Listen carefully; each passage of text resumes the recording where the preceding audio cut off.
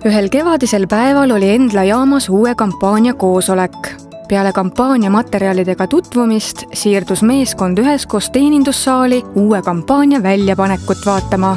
Toimetades jaamas märkasid töötajad, kuidas jaama sisenes väike tüdruk, kes oli kurb ja õnnetu. Töötajad küsisid väikese tüdruku käest, miks ta on üksi ja miks ta nutab. Laps ütles, et otsib juba mitu tundi turvakodu ja ei suuda seda leida. Talle oli antud aadress ja öeldud, millise trolliga sinna saab. Laps oli segaduses, kuna polnud enne turvakodus käinud ja ei teadnud, kus see asub. Kahjuks ei olnud sellel päeval ühtegi töötajat autoga tööl. Otsustati abi saamiseks pöörduda turvafirma G4S poole. Üks teenindusjaama töötaja pani väikese tüdruku istuma ja andis talle lohutuseks pulgakommi. Tüdruk muutus silmnähtavalt rõõmsamaks. Mõne minutiga oli kohal ka G4S patrull. Jaama töötajad selgitasid talle muret ning palusid tüdruk õigele aadressile toimetada.